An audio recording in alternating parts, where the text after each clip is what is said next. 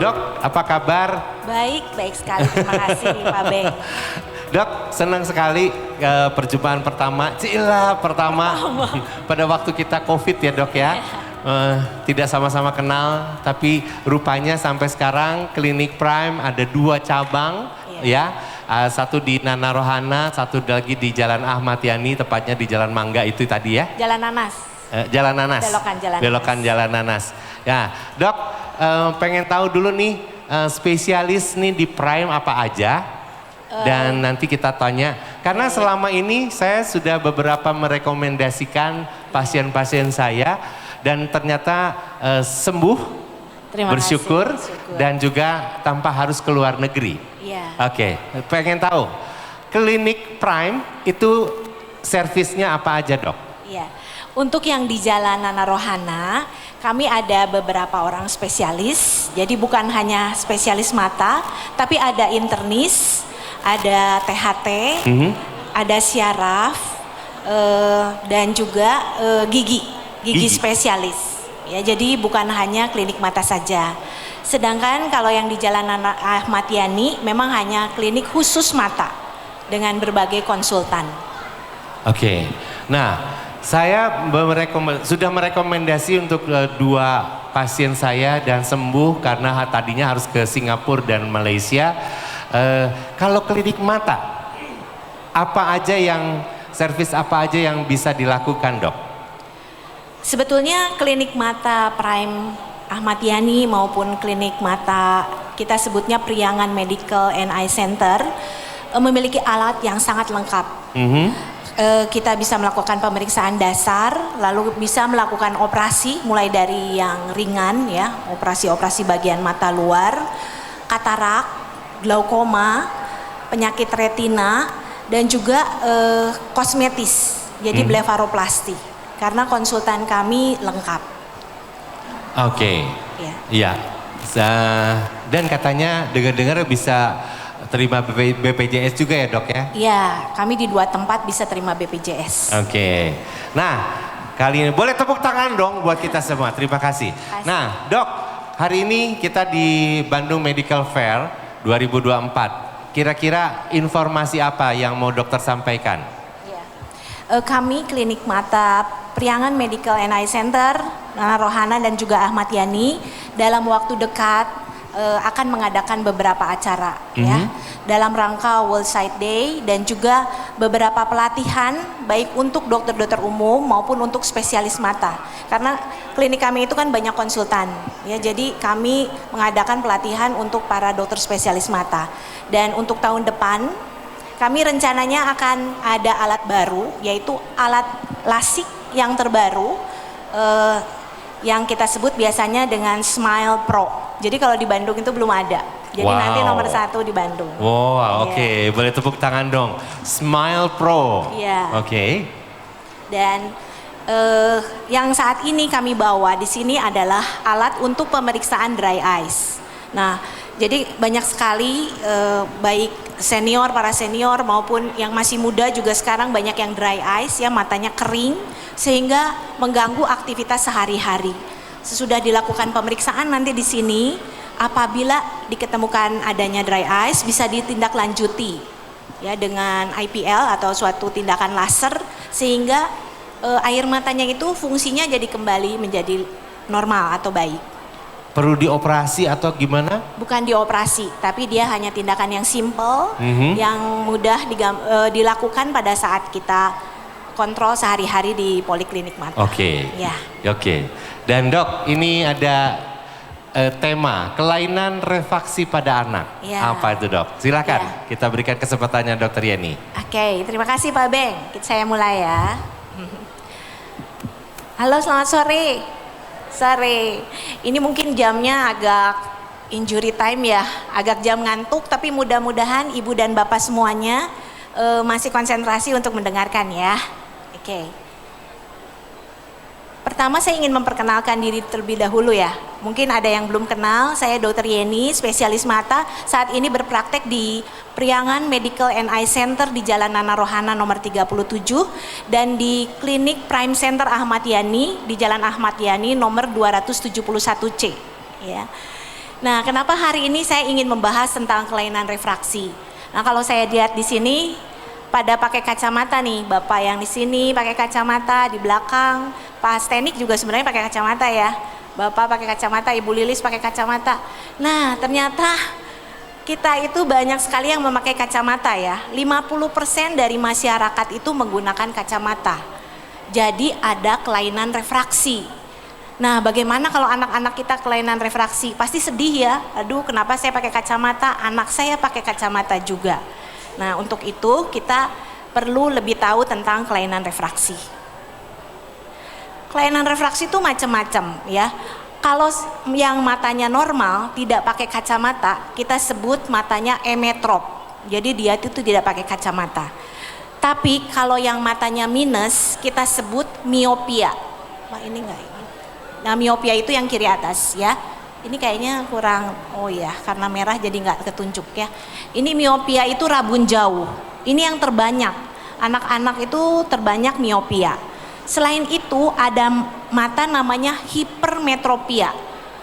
Ini koreksinya menggunakan kacamata plus. Kalau awam kadang-kadang berpikir bahwa kalau mata plus itu mata tua ya. Jadi kalau baca perlu kacamata plus. Ternyata tidak. Hipermetropia itu adalah sebaliknya dari miopia. Jadi ada orang yang perlu untuk penglihatan jauhnya lensa minus, tapi ada sebagian orang yang perlu kacamata plus, ya. Lalu selain itu ada astigmatisme atau yang awam disebutnya silinder, ya. Dan yang keempat adalah presbiopia.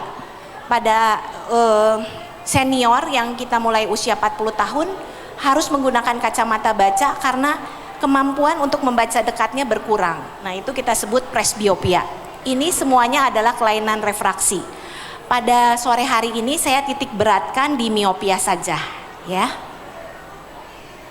Nah, miopia ini adalah rabun jauh atau disebut miopia ini karena objek yang jauh terlihat buram, ya. Kenapa bisa demikian? Paling banyak karena bola matanya lebih panjang daripada normal sehingga sinarnya itu tidak sampai ke retina. Sinarnya hanya sampai di sebelah sini tuh, seperti gambar itu. Oleh karena itu kita perlu lensa negatif. Nah, apa sih penyebab miopia? Paling banyak keturunan. Jadi saya sering kali ibu-ibu datang ke klinik lalu bilang, "Nah, kamu sih ya matanya jadi minus karena selalu nonton TV deket-deket TV." Tapi hati-hati, itu sebenarnya banyaknya genetik. Jadi kalau kita lihat ya, lagi jalan-jalan di sini bawa anaknya, biasanya kalau anak berkacamata, orang tuanya juga sebetulnya berkacamata karena dia ada faktor keturunan. Kalau satu orang tua yang ada mata minus, biasanya kemungkinan 50% anaknya matanya minus. Tapi kalau dua orang tua, ayah dan ibu minus matanya, kemungkinan lebih besar lagi, yaitu 75%. Jadi tenang, masih ada 25% kemungkinan anaknya tidak minus ya. Jadi kalau kita udah nikah dengan orang yang matanya minus, saya juga minus, ya sudahlah. Ada kemungkinan 75% anak kita matanya minus ya. Tapi selain itu, selain faktor keturunan, ada faktor lain, yaitu kebiasaan. Yaitu lama bekerja dengan penglihatan dekat. Kalau sekarang mungkin bukan baca novel ya, kalau zaman Ibu Lilis dulu baca novel, Kopingho gitu kali ya. Tapi kalau sekarang gadget, handphone, smartphone, baca tablet, ya iPad, tab dan sebagainya. Nah itu kalau kita lama menggunakan, resiko terjadinya miopia lebih tinggi lagi. Nah, bagaimana sih kalau anak yang pakai gadget terus, terpapar terus dengan gawai?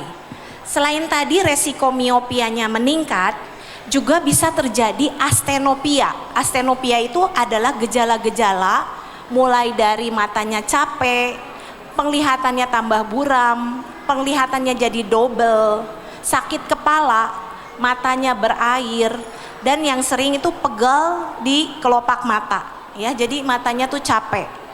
Tapi untungnya kalau pada anak-anak, pada yang astenopia ini kalau istirahat sebentar saja atau misalnya tidur, sesudah bangun segar kembali ya. Jadi nyaman kembali. Tapi kalau pada orang dewasa memang agak susah pulihnya. Nah, bagaimana ciri-ciri mata minus yang wajib diketahui orang tua? Jadi pada saat di kelas paling sering yang tahu itu ibu guru loh. Orang tua kadang nggak tahu. Ibu guru yang ingetin ya, missnya yang ingetin. Mam, ini mam, anaknya itu kalau di kelas kurang perhatian, harus maju ke depan, atau kalau di tempatnya harus memicingkan mata. Nah itu dia ya. Kalau di rumah gimana? Oh ya, nonton TV-nya harus dekat sekali, atau kalau nonton TV matanya harus dipicingkan seperti itu. Jadi dia harus mendekat ke objek lalu memicingkan mata. Anak ini sering mengeluh matanya lelah, sakit kepala ya. Oke. Nah, apa itu screen time? Ya tadi kan dibilang screen time itu apa? Jadi waktu yang dihabiskan untuk menonton TV, menggunakan komputer, laptop, gawai, dan bermain ya, main apapun lah, gadget, PlayStation. Nah itu kita sebut screen time. Kalau di handphone kita suka ada tulis screen time. Nah itu udah peringatan tuh, screen time Anda 3 jam. Nah, berarti udah lihat handphone 3 jam ya. Kalau ibu-ibu melihat WhatsApp dari grup-grup temannya, scrolling, lihat IG gitu. Nah itu juga termasuk dalam screen time. Nah jadi anak-anak di Indonesia ini nggak ada anak-anak ya. Kalau tadi siang banyak anak-anak sekolah. Jadi faktanya pengguna gawai itu anak usia 0 sampai 4 tahun atau balita itu 25% loh. Dan usia 5 sampai 6 tahun 52%. Ya, jadi tinggi sekali pengguna gawai. Akibat yang terjadi pada anak yang sering menggunakan gawai tadi menimbulkan miopia, dan miopianya juga terus meningkat, progresif. Ukuran kacamatanya jadi bertambah, lalu mengalami astenopia. Selain itu yang kita ngeri adalah masalah perkembangan sosial pada anak. Anak kan jadi nggak bergaul. Beda dengan zaman kita dulu ya Pas Tenik ya, main bola, main loncat tinggi. Kalau saya ya dulu ya backlen gitu dan sebagainya. Anak-anak sekarang mana ada yang main backlen ya. Jadi perkembangan sosialnya juga berkurang. Selain itu anak-anak ada masalah tidur. Kalau matanya belum perih karena gadget pasti nggak bisa tidur. Harus pakai gadget dulu baru bisa tidur ya. Oke. Nah ini juga ya tadi ya, kualitas belajar jadi menurun, resiko cedera terutama saat olahraga, kesulitan menjalani hobi pastinya karena burem, penurunan kinerja anak pada bidang akademik, percaya dirinya juga jadi berkurang. Lalu kalau kita ada mata minus, beresiko terhadap penyakit yang lain yang sering kalau misalnya minusnya tinggi atau plusnya tinggi terjadi mata juling ya, atau pada minus tinggi terjadi retinal detachment atau lepasnya retina. Ini yang berbahaya. Oke, bagaimana caranya mencegah kelainan refraksi? Bisa dicegah nggak? Karena 70% karena keturunan memang agak susah ya, harus nerimo gitu ya. Tapi hal-hal yang memperberat kalau bisa dihindari. Jadi pada saat kita membaca, posisi duduknya harus baik, tegak, jangan sambil tiduran. Penerangannya harus cukup.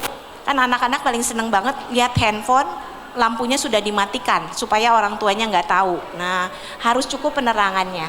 Jarak antara mata dengan buku 30 cm ya.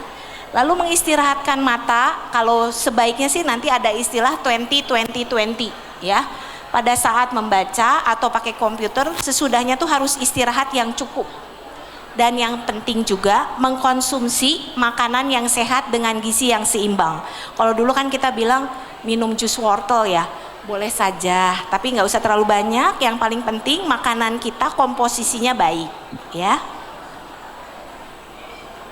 Nah, tadi saya sudah bilang ada istilah 20-20-20.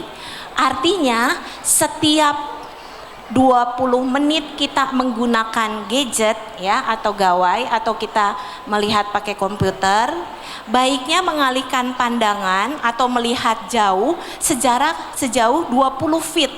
20 feet itu segimana sih? Kurang lebih 6 meter ya. Selama 20 detik. Kok bentar amat? Nah, ini triknya nih. 20 menit sekali kita suruh lihat jauh. Ruang kerja saya hanya 3x3 ya, di poliklinik itu 3x3. Artinya setiap 20 menit baiknya saya keluar dulu, buka jendela, lihat yang jauh, lihat yang hijau-hijau. Yang hijau itu bukan duit ya, duit hijau dekat ini bukan ya. Tapi yang jauh, pohon yang ada di seberang jalan. Nah, tapi selama 20 detik. Nggak mungkin kan ya 20 detik ya. Baru jalannya aja udah 1 menit. Artinya pokoknya kita harus istirahat ya.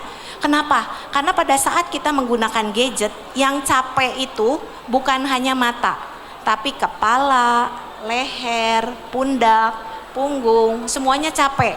Kita diminta untuk istirahat dulu oleh badan kita ya, selain mata kita. Oke, jadi nanti tahu 20-20-20 ya. Kalau ditanya anaknya gimana caranya Pak kalau istirahat dari gadget, 20-20-20 gitu ya. Oke. Nah, ternyata miopia itu bisa ditangani ya. Pertama pasti udah tahu semuanya, pakai kacamata ya.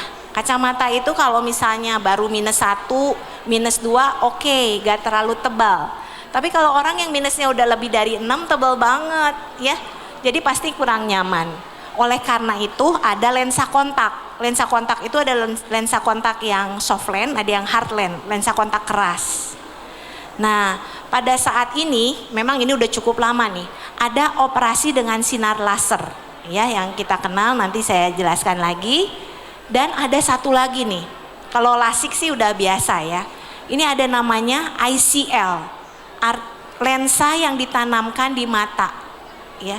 Misalnya seseorang minusnya 20, udah diperiksa untuk persiapan LASIK ternyata nggak bisa karena korneanya itu kurang ya, kurang ketebalannya untuk di LASIK. Aduh bagaimana ya, saya pengen bebas dari kacamata, saya -20 silinder 3 lagi, jadi besar banget. Oke, nah itu bisa ditanamkan lensa di dalam bola mata walaupun kita masih ada lensa asli kita. Itu yang disebut ICL untuk membalas minus yang ada ya. Nah, di klinik kami untuk penanganan miopianya kan harus dikontrol tuh miopia itu dengan menggunakan alat namanya Maya. Ini alat ini untuk diagnostik dari minusnya. Selain itu juga penambahan miopianya itu bisa dikontrol oleh alat ini karena ada tabelnya, ada kurvanya sehingga bisa mengetahui kapan anak ini bertambah dengan cepat sehingga kita perlu penanganan yang lebih agresif lagi ya. Tadi saya ingin menjelaskan sedikit tentang laser ya, karena tadi kan saya sudah bilang untuk kedepannya di tahun depan klinik kami akan ada Smile Pro. Jadi LASIK itu mulai dari fotorefraktif keratektomi atau PRK, lalu ada laser in situ keratomilasi atau LASIK, dan Smile ya, ada Smile, dan yang terbaru adalah Smile Pro. Ini teknologi baru sehingga penggunaan LASIK-nya itu hanya sebentar sekali, selama kurang lebih 8 detik saja. Jadi LASIK di 8 detik saja mau kan ya? Karena kita kan kadang-kadang takut ya, berbaring di meja operasi lama gitu kan pasti takut. Itu hanya 8 detik saja kelainan refraksi kita akan hilang. Nah ini Smile Pro di tahun depan mudah-mudahan berjalan lancar. Apabila ada ibu atau bapak atau saudara atau anak-anak yang memerlukan terapi penanganan miopia bisa dilakukan di klinik kami. Nah, tadi kan ini untuk penanganan nanti ya, kalau anaknya tuh udah umur 18 tahun, kelainan minusnya udah stabil. Bagaimana sih kalau kita ingin minusnya itu nggak terlalu bertambah? Ya, jadi mencegah peningkatan miopia. Kita ada beberapa cara. Pertama dengan DIMS lens. DIMS lens ini saya sebutkan aja mereknya ya, walaupun saya nggak ada ini dengan merek itu. Jadi kalau dari lensa Zeiss namanya MyoVision. Kalau dari lensa Hoya namanya MyoSmart. Itu adalah lensa-lensa yang didesain khusus supaya minusnya nggak terlalu bertambah. Karena pada saat melihat jauh lensanya itu cukup tajam, tapi pada saat lihat dekat dia berubah sedikit di bagian untuk bacanya itu berkurang minusnya. Sehingga diharapkan pada saat baca dia jadi lebih rileks, penambahan minusnya tidak terlalu dahsyat. Ya. Ada cara kedua dengan menggunakan tetes mata atrofin 0,01%, ya. 0,01% diteteskan 1 hari sekali, jadi pada malam hari. Sama tujuannya juga supaya otot-otot di dalam bola mata itu bekerjanya jadi lebih rileks pada saat baca dekat, ya. Ini juga bisa dilakukan di klinik kami.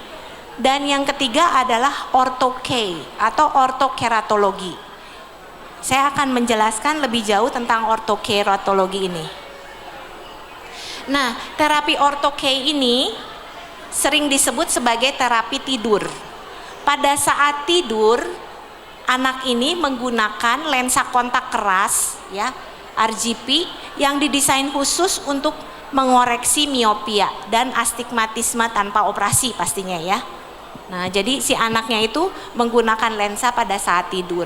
Jadi bukan gunanya untuk sehari-hari. Cara kerjanya bagaimana? Lensa ortho-K ini dipakai sebelum tidur dan bekerja untuk membentuk ulang permukaan kornea, sehingga dengan desain khusus akan memperbaiki bentuk kornea mata agar penglihatan lebih baik, ya. Selama terapi ortho-K, perubahan bentuk kornea yang dicapai bertahan selama 1 hingga 2 hari. Oleh karena itu, pasien perlu menggunakan ortho-K secara teratur untuk mempertahankan efek dari pembentukan korneanya, ya. Beda dengan lasik tadi kan. Kalau lasik kan seumur hidup gitu, ya, tapi kalau ini dia hanya bertahan beberapa lama. Tujuan terapi ortho-K untuk mengendalikan miopia maupun silinder pada anak dan orang dewasa. Jadi usianya usia berapa yang ortho-K ini? Ortho-K ini usia 6 sampai 35 tahun, dan yang rekomendasi banget yang ideal 6 sampai 18, ya, karena di antara umur 6 sampai 18 tahun itu peningkatan miopia itu sangat progresif, ya. Nah, apa sih ortho-K ini tuh adalah alternatif bagi yang tidak ingin menggunakan kacamata atau lensa kontak yang biasa tapi tidak memenuhi syarat lasik. Jadi misalnya, ya saya baru umur 10 tahun tapi minus saya udah 8, tapi nggak mau pakai kacamata tebel, ya pakai ortho-K supaya dia dibentuk lagi pada malam hari, ya. Nah, manfaat ortho-K tadi sudah, ya, meningkatkan kualitas hidup, mengontrol dan menghambat progresivitas miopia, non-invasif dia karena tidak bentuknya operasi, dan dapat digunakan pada segala usia, khususnya yang tadi, ya, yang paling bagus 6 sampai 18 tahun. Jadi ortho-K 6-18 tahun menggunakan pengguna kacamata dan lensa kontak. Ini untuk anak yang aktif dan suka kegiatan luar ruangan. Pasien yang tidak mau dan atau belum mampu melakukan operasi lasik, ini bisa dilakukan ortho-K. Ortho-K aman nggak? Aman, ya, karena penggunaan lensa ini tidak menimbulkan rasa sakit. Jadi kan kita takut, ya, kok anak pakai lensa kontak keras sih pada saat tidur, tapi itu aman dan tanpa pembedahan, ditangani oleh tenaga profesional tentunya.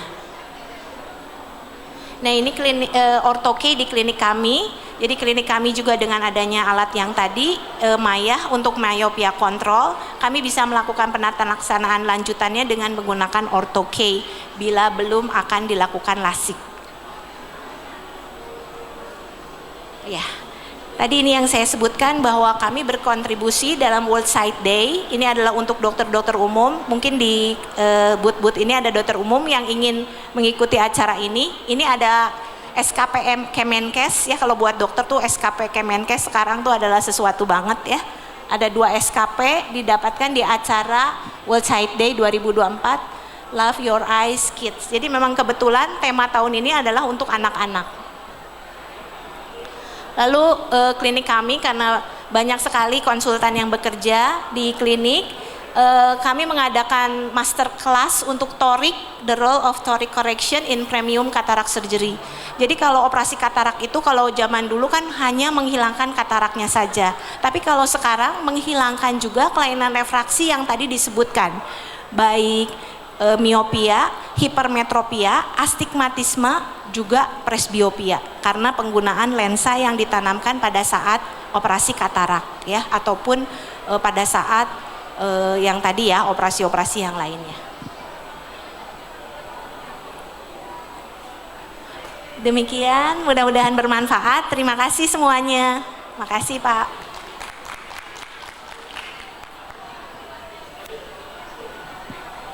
Dok, pengen tanya nih. Tadi yang miopia. Kan kalau misalnya udah tua, udah aja biarin. Toh nanti juga ada plus hipermetropia ya. Plus akan kembali sedikit normal. Apakah itu juga penting, Dok? Jadi sebetulnya hipermetropia itu bukan presbiopia ya. Tapi kalau pada saat usia kita di atas 40 tahun itu presbiopia Pak. Tapi terapinya sama, lensa plus. Jadi misalnya begini, ada orang ya usianya 50 tahun. Tapi dia enak baca tuh kok nggak pakai kacamata. Sedangkan teman-temannya semua pakai kacamata. Ternyata dia ada minus berapa? Minus 2. Nah tapi kalau dia lihat jauh ya burem Pak. Karena kan ada minusnya. Tapi untuk baca karena dia harus ditambahkan plus 2. Jadi enak. Bacanya netral. Tapi jauhnya tetap minus. Makanya orang suka bertanya nih. Dok nanti kalau udah tua minus saya hilang ya? Tidak. Minusnya tetap ada, tapi untuk baca jadi agak nyaman karena dia plusnya seperti tidak terasa karena ada minusnya. Oke, pertanyaan berikut satu lagi Dok. Yang tadi orto K. Itu kan relatif buat remaja lah ya. Nah, kan kadang-kadang remaja tuh kan tidurnya bisa motah gitu ya. Sedangkan itu kan pakai soft lens keras. Hard lens. Nah, hard lens ya. Itu apa efek sampingnya apa, Dok? Sebetulnya sih lensa kontaknya itu dia diameternya cukup besar dan dia itu benar-benar diam ya di mata itu nggak sampai goyang-goyang banget. Bahkan dia lebih diam daripada soft lens. Jadi dia lebih diam. Jadi sebetulnya sangat aman, sangat aman. Tentu saja sebelumnya kita harus melakukan dulu pengukuran fitting kontak lensnya. Nah, ada 2 cara fitting nih. Ada fitting yang manual, jadi si anak coba-coba. Ada yang fitting dengan alat. Jadi memang dengan mesin diukur ukuran berapa sih yang cukup, yang pas untuk mata anak itu. Dan di klinik kami menggunakan mesin untuk mengukur. Jadi relatif lebih akurat. Jadi nggak sembarangan gitu ya Dok ya? Nggak sembarangan. Yang ini keras yang tinggal ini pasang enggak ya? Memang di fitting dulu. Tetap harus ada. Dan itu meningkatnya dengan usia anak juga agak perbedaan juga ya? Ada pengaturan kembali. Ada pengaturan kembali. Oke. Kalau gitu, Ibu Bapak silahkan saya buka 2 petanya dulu. Saya nggak berani, ini gurunya Dokter Yeni. Iya, guru saya.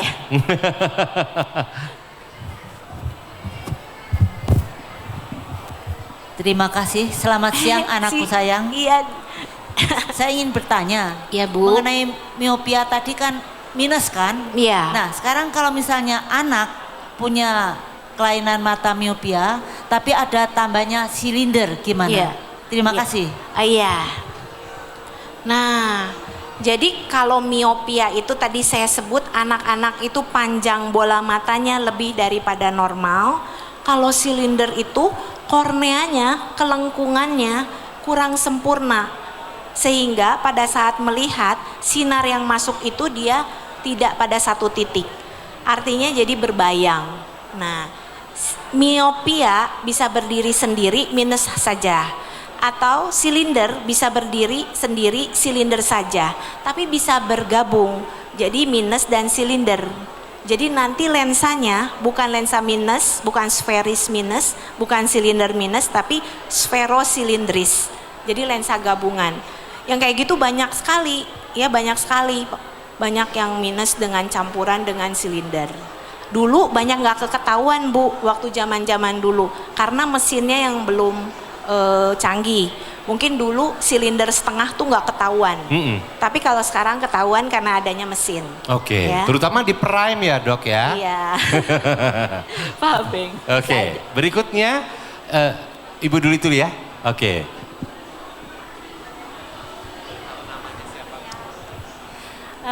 Selamat sore Dok, saya Risa. Jadi ada 2 pertanyaan yang mau saya tanyakan. Sebetulnya ini mungkin rasa penasaran yang kan ada katanya mitos. Iya. Ya, nah saya tuh penasaran. Nah, kalau mata kedutan itu gimana sih, Dok?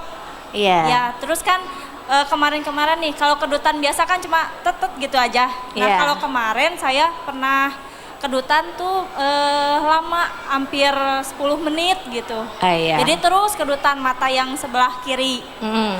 Itu yang pertama. Dan yang kedua, apakah mitos juga kalau pakai kacamata katanya minusnya bisa bertambah? Iya. Terima kasih. Makasih. Jadi kalau mata kedutan ya, mata atau di sekitar pipi atau di kelopak mata atas ya, kedutan sedikit kita sebut miokimia. Nah, itu berhubungan dengan persyarafan yang di sekitar kelopak mata ini. Kalau misalnya tidak terus menerus, sebetulnya tidak apa-apa, karena kadang-kadang otot-otot kita atau persyarafan kita tuh tidak sempurna terus kuat seperti itu ya. Mungkin kita kelelahan, terlalu banyak pakai gadget, mungkin tidurnya terlambat sehingga persyarafan dan otot-otot kita menjadi lemah. Atau misalnya pada saat badan kita lemah, kita sakit berat, kita diare, dehidrasi, kekurangan elektrolit yang banyak. Nah, otot-otot ini dan syaraf ini kan kalau bekerja memerlukan elektrolit tadi. Sehingga kalau misalnya kekurangan ya dia terjadi ada yang tadi kedut-kedutan ya. Jadi bukan karena apa sih? Katanya mau dapat duit ya. Atau habis ngintip. Bukan sih, tapi itu memang karena kerja otot dan syaraf terganggu. Nah, tadi bagaimana kalau pakai kacamata katanya minusnya bertambah. Sebetulnya tidak. Kacamata itu hanya alat bantu. Pada saat kita pakai ya dia jelas. Nggak dipakai ya jadi nggak jelas. Itu saja. Minus bertambah itu karena panjang bola mata yang bertambah ya. Jadi panjangnya tadinya sekian jadi sekian karena baca terus jadi nambah baru tambah minus, bukan karena penggunaan kacamata. Nah, ada orang nih, saya udah umur 50, kenapa ya dulu saya nggak ada minus, sekarang jadi minus. Masa bola mata saya memanjang, saya kan udah nggak tumbuh. Hati-hati, itu kemungkinan awal terjadinya gejala katarak. Jadi orang yang dulunya nggak minus sekarang jadi minus, kemungkinan besar terjadi katarak ya. Oke, Dok, supaya elektrolitnya juga nyambung, dokter minum dulu dari Alkaqua. Terima kasih. Oke. Boleh dibuka, Dok. Ini air minum nano heksagonal. Kalau saya seger minum ini. Oke, berikutnya masih ada pertanyaan. Silakan. Selamat sore, dokter. Sore. Dok, maaf mau bertanya tentang miopia tadi. Iya. Kebetulan anak saya pasien dokter. Oh iya. Kita orang tuanya nggak ada yang minus, Dok. Gitu ya. Satu. Iya. Yang kedua, tadi dengan terapi ortoki, apakah itu bisa membantu untuk mengurangi minusnya? Iya. Itu aja, Dok. Makasih, Pak. Dok. Jadi memang tadi faktor keturunan sih ya nggak pasti ya Pak. Mungkin saja ada omnya, opahnya, omanya. Yang dulu mungkin zaman dulu nggak ada pemeriksaan ke dokter mata, tapi matanya minus. Dan nurunnya nggak secara langsung ke bapak, tapi ke keturunan kedua ya.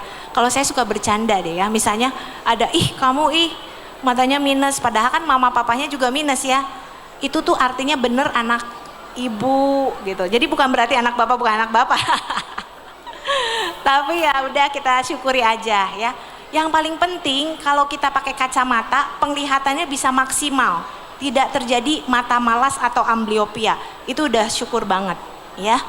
Oke. Nah, ortho-K bisa digunakan atau tidak, cocok atau tidak untuk anak bapak, memang harus dilakukan pemeriksaan terlebih dahulu. Tapi biasanya kita bertahap. Saya biasanya menganjurkan dulu menggunakan DIMS lens yang tadi, jadi lensa kacamata dengan desain khusus sehingga mata anak tidak terlalu cepat nambah minusnya. Bisa digabungkan dengan penggunaan atrofin sehari sekali. Kalau misalnya tetap progresif penambahan minusnya, baru disarankan untuk ke ortho-K. Begitu Pak. Nah nanti kalau usianya udah 18 tahun, terus minusnya stabil, kalau anaknya memang mau dan minusnya lumayan tinggi, bisa dilakukan lasik. Tapi untuk minus-minus yang nggak terlalu tinggi juga kalau dia pengen bebas kacamata ya bisa saja, ya. Begitu Pak. Nanti kita bicara lagi tempat praktek. Oke, satu penanya terakhir. Oke.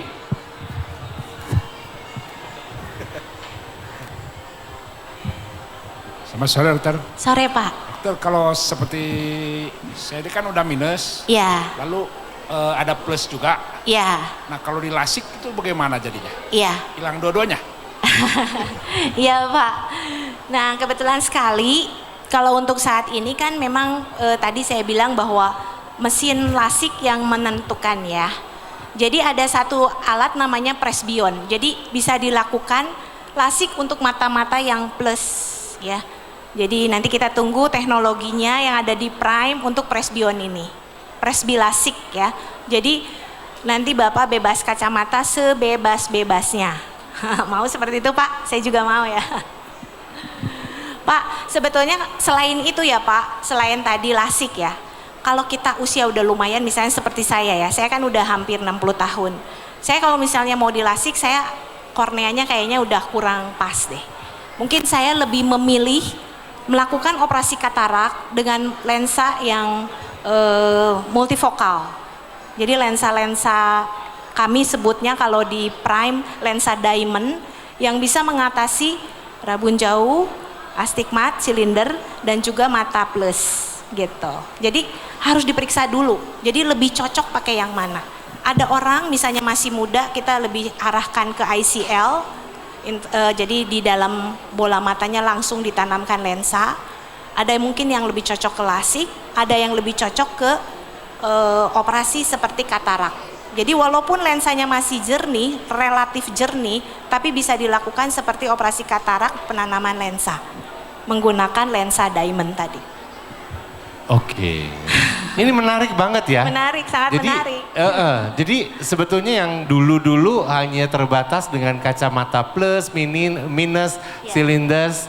Sekarang apalagi nanti di Prime tahun 2025 kita punya namanya apa tadi dok? Smile Pro. Smile Pro itu kesehatan mata, keindahan mata, keindahan wajah akan semakin sempurna ya dok ya? Iya tentu saja.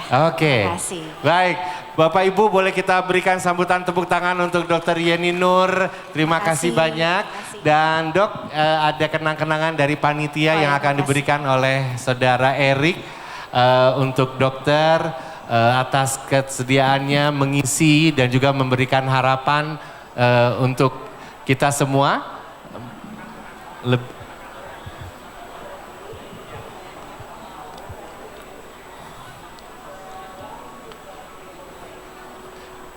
Oke, boleh kita berikan sambutan tepuk tangan. Dan nanti juga ada titipan dok dari ketua yayasan. Titipan ini diperuntukkan untuk di klinik, nanti akan diberikan oleh panitia. Baik, terima kasih banyak Dr. Yeni Nur untuk kita semua. Oke.